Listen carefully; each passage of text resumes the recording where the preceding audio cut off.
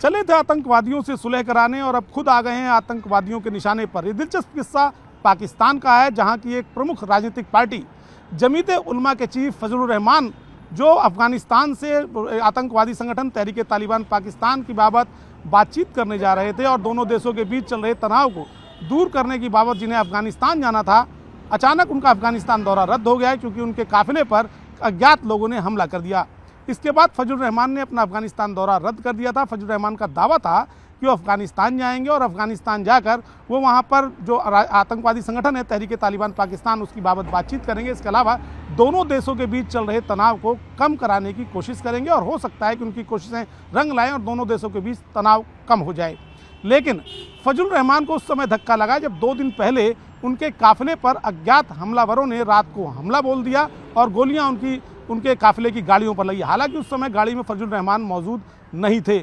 उसके बाद फजलुर रहमान ने कल, यानी कि बीते हुए कल को कहा कि वो एक बार फिर अफगानिस्तान जा रहे हैं आतंकवादी संगठनों से बातचीत करने के लिए और वो चाहते हैं कि जो आतंकवादी संगठन पाकिस्तान में गदर मचा रहे हैं और जिनका कहा जाता है कि अफगानिस्तान में उनके तार जुड़े हुए हैं, तो अफगानिस्तान प्रशासन से, तालिबान प्रशासन से बातचीत करेंगे कि दोनों देशों के बीच तनाव कम किया जाए। लेकिन उसके फ़ौरन बाद पाकिस्तानी प्रशासन ने एक अलर्ट जारी किया जो फजलुर रहमान के बेटे असद रहमान को था।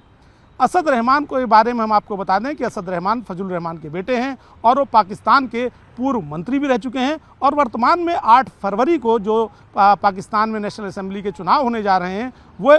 उसमें भी हिस्सा ले रहे हैं, यानी उसका वो चुनाव भी लड़ रहे हैं। उनको लेकर पाकिस्तानी पुलिस ने एक अलर्ट जारी किया और इस अलर्ट में साफ तौर पर कहा गया कि असद रहमान कहीं भी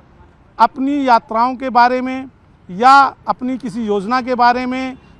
किसी से कोई जिक्र ना करें, अपनी यात्राओं को पूरी तरह से खुफिया तौर पर रखें। साथ ही वे अपने घर पर या बाहर यात्रा करते समय पूरी तरह से सावधानी बरतें, सार्वजनिक स्थानों पर ज़्यादा ना जाएं क्योंकि उनकी फिराक में आतंकवादी संगठन हैं और आतंकवादी संगठन उन्हें अपना टारगेट बना सकते हैं। यानी फजलुर रहमान के बाद अब्दुल, उनके बेटे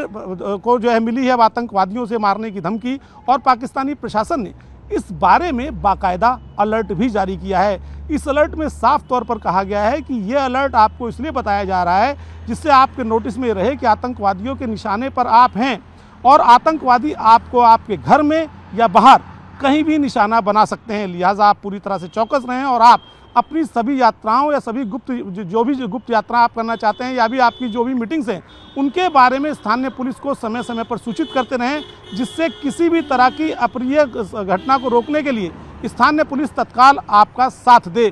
हुआ यह है कि फजलुर रहमान अब इसके बाद उन्होंने कहा कि वो अफगानिस्तान जाएंगे और अफगानिस्तान सरकार से दोनों देशों के बीच चल रहे तनाव को कम करने के लिए बात जरूर करेंगे। लेकिन सबसे बड़ा सवाल ये है कि जो शख्स खुद आतंकवादी संगठनों से तनाव कम करने के लिए अफगानिस्तान जा रहा है, दोनों देशों के बीच तनाव कम करने के लिए वो बातचीत करने जा रहा है, वो खुद तनाव में आ गया है क्योंकि वो खुद आतंकवादी संगठनों के निशाने पर आ गया है। और यहाँ पर वो कहावत पूरी तरह से चरितार्थ साबित हो रही है कि गए थे नमाज पढ़ने और रोजे गले पड़ गए।